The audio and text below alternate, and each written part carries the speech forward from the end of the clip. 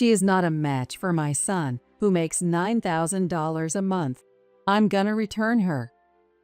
Early in the morning, my daughter's in-law dragged my daughter to our house. She was still in her pajamas, probably forced to come along. I already knew they were unreasonable people, but this is just way too much. Are you okay with this? I asked my daughter's mother-in-law. Of course. She smiled smugly. Well then, good luck living on $400 a month. As soon as I said that, she started to panic. This is just the beginning. After this, the in-laws are gonna be hit with a bunch of facts they didn't want to know. My name is Julie Kirkland. I just turned 60 last month. Together with my husband, Keith, who's the same age as me, we both worked diligently until retirement, and now we're looking forward to enjoying a carefree life. Hey, honey, what do you think about getting a dog? I think it'll help us get more exercise. Then how about we move to a house with a bigger yard? That sounds great. Since my husband and I were both workaholics, we have plenty of savings. I really feel grateful that we worked so hard and saved responsibly. It's only recently that I started wanting to have a dog. Ever since our only daughter, Marie, got married and moved out a year ago, things have felt a bit lonely. Both my husband and I had dogs when we were kids, so we knew how adorable they could be, and we immediately agreed on getting one. Just as we were about to go visit some pet shops to decide what kind of dog we wanted, Marie suddenly came back home, which surprised us. It was the first time she'd come home since getting married. I've got a problem. Marie sighed deeply with a troubled expression. The in-laws suddenly showed up and told us we have to live with them at their house. But isn't your brother-in-law supposed to live with them in the future? Exactly, and out of nowhere, they brought it up to Sean. They used to always favor the older brother, always talking about him and ignoring Sean, and now all of a sudden, they're clinging to him. What's up with that? I remember it well. The last time I saw Sean's mother was when we had a family gathering before Marie and Sean's wedding. Even though it was supposed to be a special day for the couple, his mother spent the whole time bragging about his older brother. She went on and on about how, being just a year older, the brother had always been an excellent student, graduated from a prestigious university in the area, and now works at a big company in the city. Nothing else was mentioned the entire time. Your brother is so excellent and perfect. He'll find a much better wife. Without hesitation, his mother made such rude comments, and his father, who was in high spirits from drinking, chimed in. You're gonna get a wife who's worthy of you, someone with good looks and a good family background. The older brother himself didn't say a word, just gave a nod with his chin.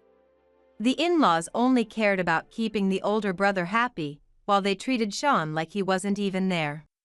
Sean seemed used to this situation, smiling awkwardly, and I felt sorry for him. Apparently, it had been 12 years since Sean had last seen his parents and brother. And it didn't take long for us to understand the dynamics at play. Later, Marie told us that the favoritism between the brothers had been going on since Sean was old enough to remember. The older brother was showered with money, while Sean had to rely on scholarships to get through college. My husband and I were shocked to learn that this kind of eldest son worship still existed, even in an ordinary family, and not some prestigious family with a long-standing business in the countryside. We had been concerned about this marriage, but Marie seemed to take a practical view of things. But since they don't expect anything from us, it makes things easier in a way. I want to build a happy home for Sean. Marie is already 30, and it's not an age where we, as parents, should be interfering. I thought we could be relieved since there didn't seem to be any issues with living together or the typical mother-in-law drama. But now, things seem to be changing. Sean's not gonna agree to live with them after all this time, right? Well, that's the problem. Sean isn't completely against the idea, and that's what's worrying me. They've been telling him he's the heir, and he's starting to buy into it. What? For the past month, his parents have been showing up at our apartment every weekend, pressuring us to move in with them. And now they're treating me like the villain because I'm the one saying no. The in-laws live about 5 hours away by car, out in the countryside. If they're coming all the way to the city every weekend, they must be serious. Marie vented her frustrations before heading back home. It looks like the plan for us to get a dog will have to wait a little longer. Since that day, Marie started coming over more often. Fortunately, her apartment was only a 10-minute drive away, but it seemed she had built up so much frustration that she couldn't even vent it all over the phone. Apparently, it wasn't so much the in-laws as it was Sean's indecisive attitude that was bothering her. He keeps saying he's gonna refuse the idea of living with them, but it's been a month already. Sean's kindness is one of his best traits, but he tries to please both me and his parents, and it's driving me crazy. According to Marie, Sean had told her, My parents always said, don't drag your brother down. We don't have any money to waste on you. And now they want me to live with them? It's ridiculous. But when his parents visit, it seems like he can't help but smile. Maybe it's understandable. His parents had only shown love to his older brother and treated Sean like he didn't exist. Now, suddenly, they were focusing all their attention on him. I know Sean's had a tough time, so when I see him looking happy, it makes me want to give in, and it's really complicated. Marie was feeling stressed, torn between understanding Sean's feelings and her own desire not to live with his parents. But why did they suddenly change their attitude towards Sean? Isn't that the real issue here? That's right. For nearly 30 years, they've been all about his older brother. Sean doesn't get it either. His parents haven't mentioned his brother at all, and it's like the brother never existed in the first place. It didn't feel like Sean's parents were suddenly showing him genuine affection. But like Marie said, Sean is kind, and that's what worries me. Should we have a talk with him? Or is this not something parents should get involved in? As the discussions about living together stalled, Sean's mother lost her patience and called me. What kind of upbringing do you give your daughter? It's outrageous for a daughter-in-law to refuse when her husband's parents ask her to live with them. Without any greeting, she started yelling at me. There's not much I can say. Just tell your daughter to live with us. That'll settle everything. I think both Sean and my daughter have their own opinions on the matter. Sean is a kind boy. He's only troubled because your daughter is being selfish. I can't believe we ended up with such a useless daughter-in-law. I was irritated, so I decided to hit her where it hurt. I thought your brilliant eldest son was supposed to live with you in the future. That's what you said during the family meeting, didn't you? The call abruptly ended. Clearly, something had happened with the older brother. I debated whether to tell Marie, but since the calls from Sean's mother kept coming daily, I mentioned it to her in a toned-down way, and she said she'd talk to Sean about it. The content of the calls started escalating. Like mother, like daughter. You clearly didn't raise her right, and that's why she's so entitled. Children are a reflection of their parents, you know. Do you understand that? She would go on, saying whatever suited her. After hearing this, Marie confronted her mother-in-law in person and firmly told her they wouldn't be living together. In retaliation, her mother-in-law began calling Marie a tramp and a failure.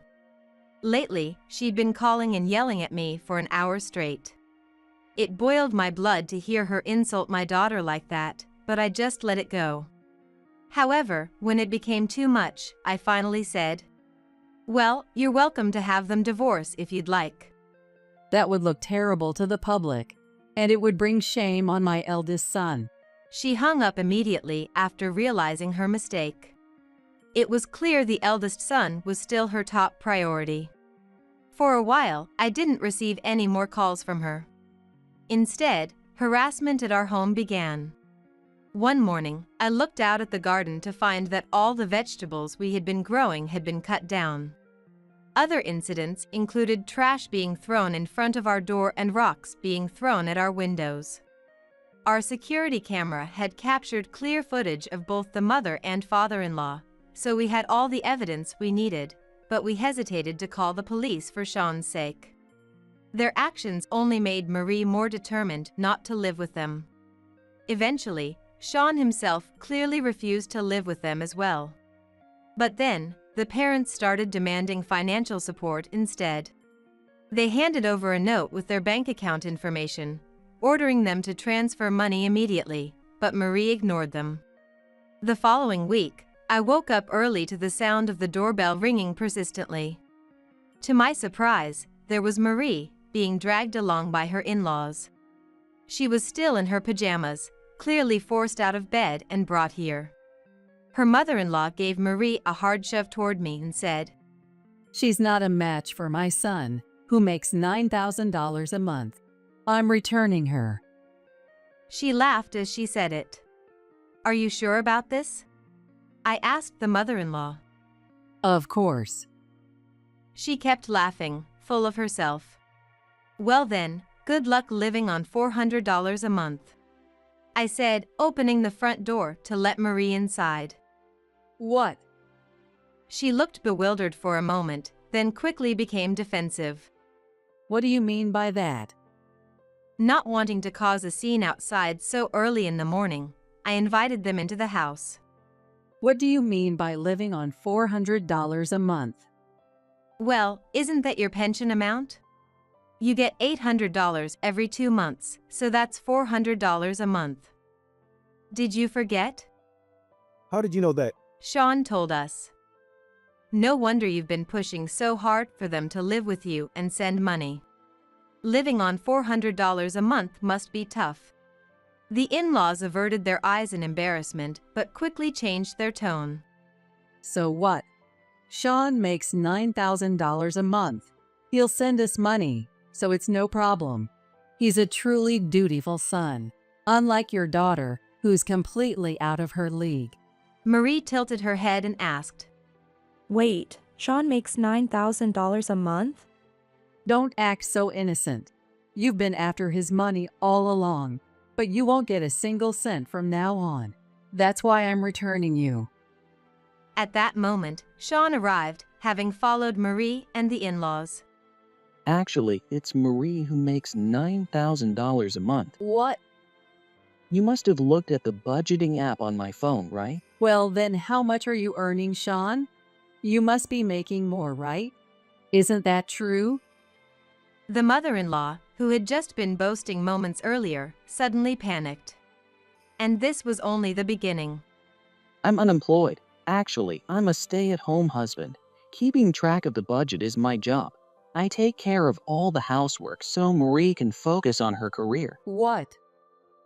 What kind of man does housework? What's the problem? It works for us. Besides, you never cared about me anyway. Sean's words left the room in silence. His parents didn't even know what he had been doing with his life. Even during our family meeting, they spent the whole time praising his older brother. And when Sean announced his marriage, all they said was, "Oh, okay." Despite not having seen him in 12 years, they didn't ask him a single thing about his life. Why would you become a stay-at-home husband? Because when I was a kid, you wouldn't even make proper meals for me. I got better at cooking over time.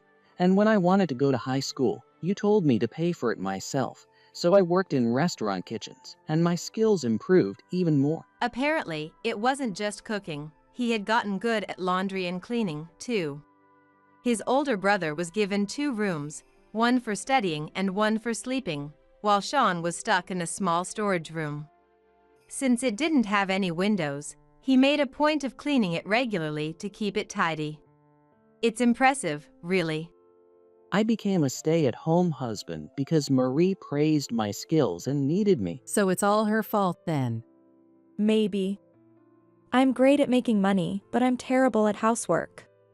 Marie, influenced by me and my husband's work-centric lifestyle, became a driven career woman. In her late 20s, she was promoted to a managerial position and achieved her dream of earning $100,000 a year, but her feminine skills were zero. When she visited Sean's house, who had been a colleague at the time, she was blown away by his interior design sense.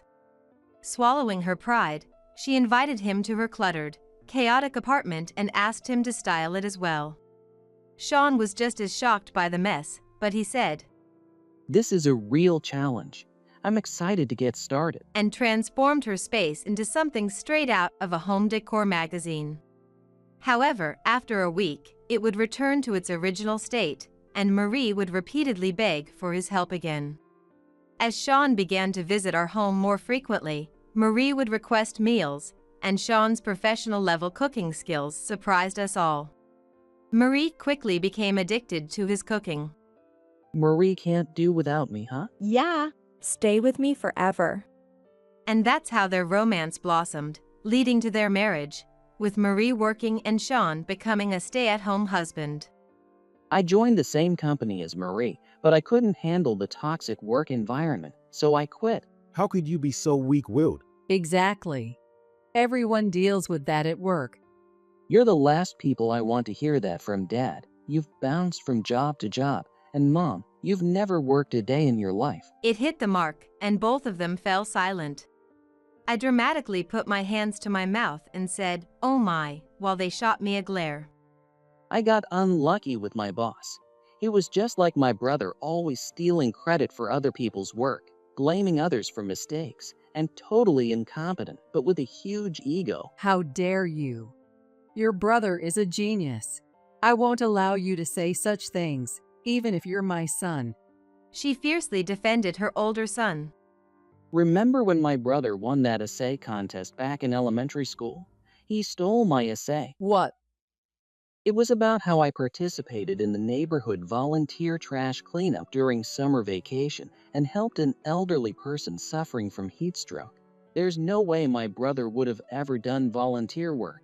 You should have realized that. Apparently, the essay was so well done that it won a prize in the state's contest. And because of his heroic actions, the fire department even gave him an award. The elderly person, delirious from heat stroke, couldn't tell the difference between the brothers. That moment only intensified their favoritism toward the older son. Why didn't you say anything at the time? I told you many times, but you called me a liar and defended my brother, who faked tears like a child actor. His parents seemed to be trying to remember, but their strong preconceptions and the passage of time only left them confused. By the way, I graduated from a much more prestigious national university than my brother. I even landed a better job than him. So, which one of us do you think is actually more accomplished? But your brother always had good grades on his tests. That's because he was a cheating genius. Cheating? I exaggeratedly gasped again. This time, the mother-in-law didn't even have the energy to glare at me. There was a super smart kid in my brother's class named Kent, and my brother always copied from him during tests. Wasn't that boy from a single-parent family? Yeah, you told my brother not to associate with kids from single-parent families, remember? But my brother paid Kent out of the hefty allowance you gave him to let him cheat during tests. Kent's family was extremely poor, so despite knowing it was wrong, he couldn't afford to turn down the offer. After Kent transferred schools, my brother started making his own cheating tools. And honestly, the most impressive thing about him is that he managed to get all the way through college without ever getting caught. Well, luck is a part of skill. Getting away with cheating is a skill? Shut up. His parents were in a state of panic. Nearly 30 years of their beliefs had been completely shattered, and they didn't know how to handle it. That prodigy joined a big company, but there were plenty of people better than him, so his pride got crushed. After just 6 months, he quit and came back home. Now he's been a shut-in at your place for 10 years, doing nothing. We spent so much money on him. That money came from Grandpa, right? He said he struggled because he didn't have a good education, so he wanted to give his grandkids the best opportunities. But you guys spent it all on him. If I knew this would happen, I should have spent that money on you, Sean. Sean had once told me that he didn't want to end up like his brother, so he didn't take his studies too seriously. Instead, He focused on spending time with friends. He was a naturally smart kid who said that as long as he paid attention in class, he could easily score 100%. He didn't turn rebellious because he was loved by people other than his immediate family. For the past 10 years, you have been living off the inheritance you got from Grandpa. Now that it's run out, you're asking me to live with you or send money, right? If you know that, then you'll help us, won't you?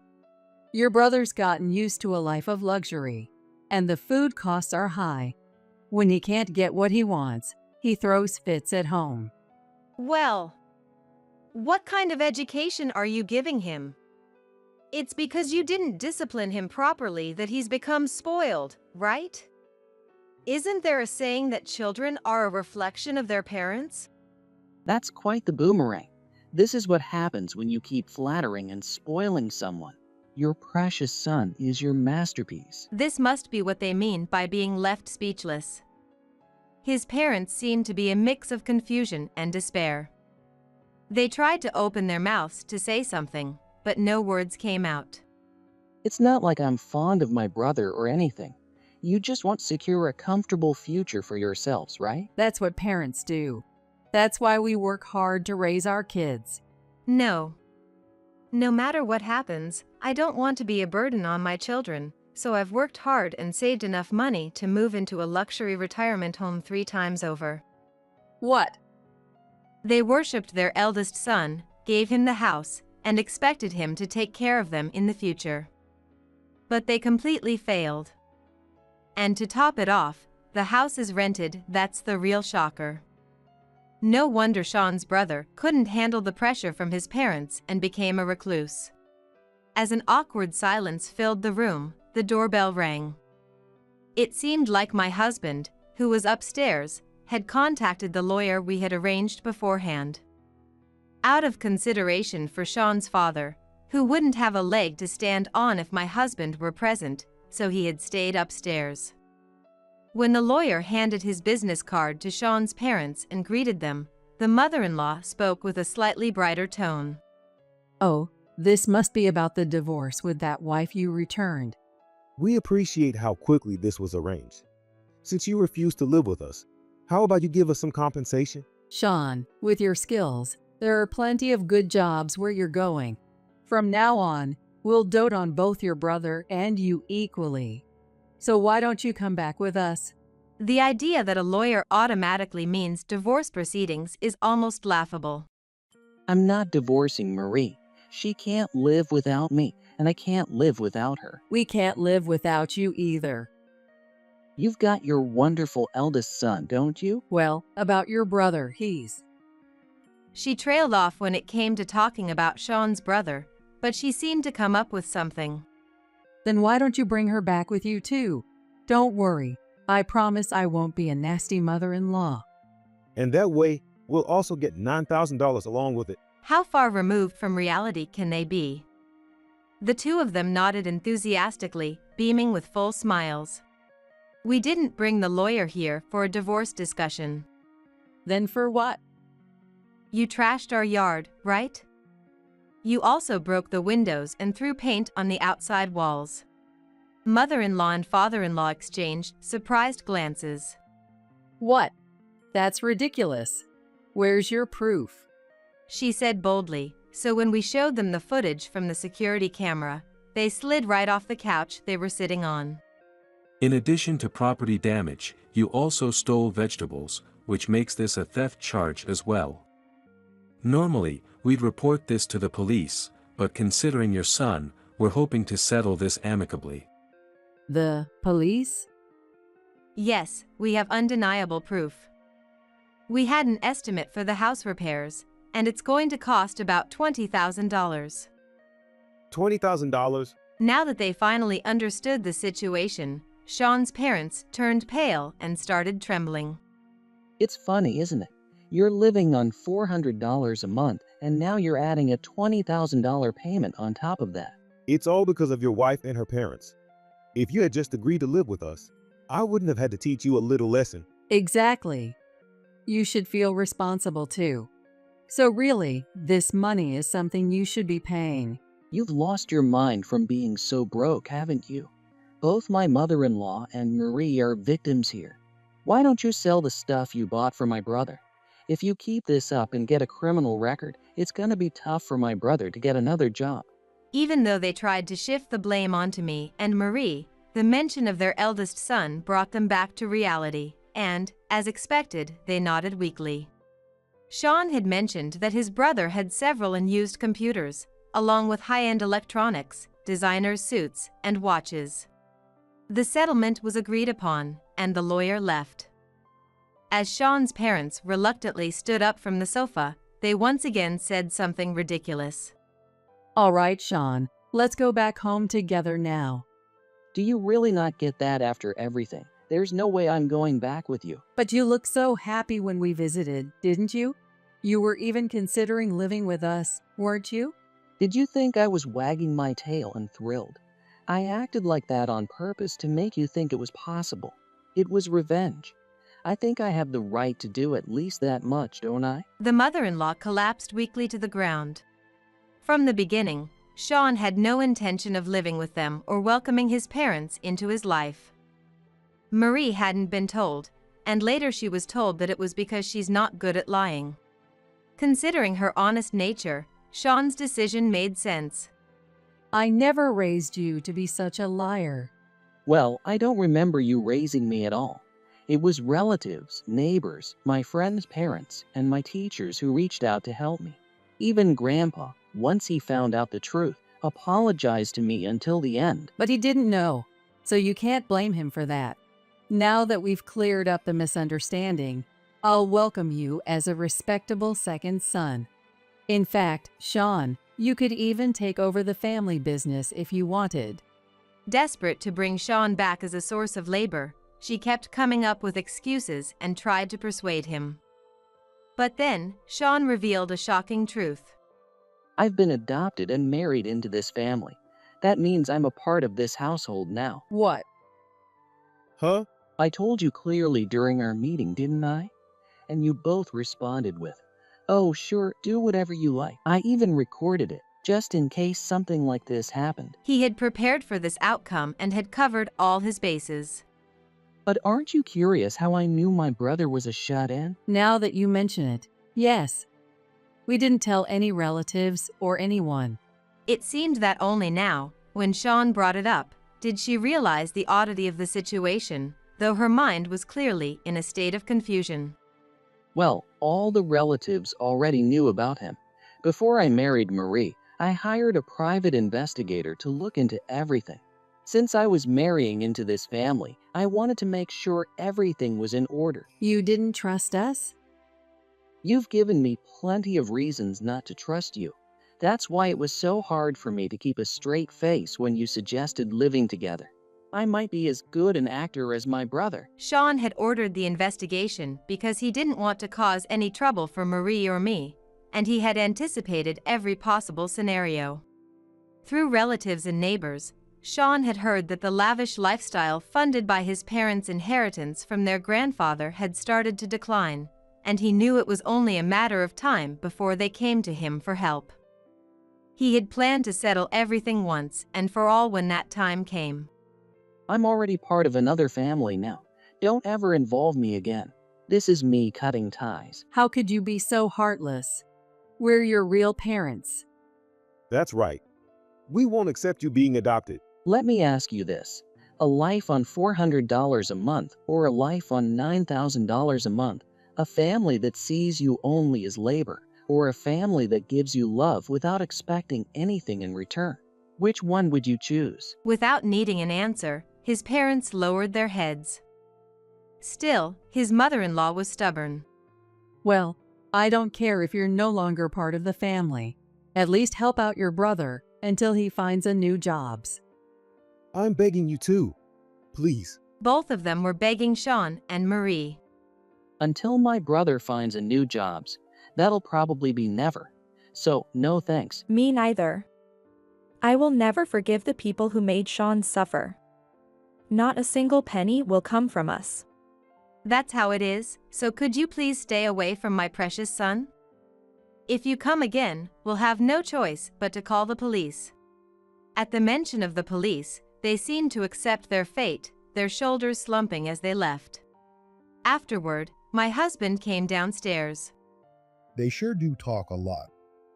Now I'm starving. Let's all go out and get something to eat. Dad, Mom, Marie, I'm really sorry for all the trouble my parents caused. Sean apologized, but my husband cut him off. What are you talking about? We're your parents now, Sean. That's right. Even if you and Marie were ever to get divorced, that wouldn't change. Hold on. There's no way Sean and I will ever get divorced. In fact, this whole thing just made me fall for him even more. We all laughed, but Sean burst into tears. Then I'll cook something for everyone. With that, Sean made a late breakfast, and we all enjoyed it together as a family. It seems that a fierce battle is unfolding at Sean's parents' house. Though they had been pampering Sean's brother all this time, it all started because of a lie he told as a child. Sean's parents are throwing fits, demanding their lives back. Sean's brother, who was always cunning but cowardly, has been keeping a low profile at home since. The money to compensate for the damage to my house came from selling his computers, appliances, and a mountain of games. I wondered just how much luxury they indulged him in. At the same time, they probably still held on to hopes for their eldest son's future and were scared of him getting a criminal record. But there's no sign of him going back to work anytime soon. Even though Sean's parents are in their 60s, there are still jobs they could find if they tried. Yet, none of the three healthy adults are willing to work. I have to do the housework, so I can't work outside. I'll become a stay-at-home husband, just like Sean. If Sean can do it, I can too. They're apparently fighting over who gets to be the housekeeper. Everything that was sold to pay the compensation is gone, and they're back to scraping by on $400 a month. After Sean told all this to the relatives, they cut ties with the family completely, leaving them isolated. There's no one to help them, and they've moved into a cheap apartment, living in poverty. This is all according to what Sean heard from the relatives.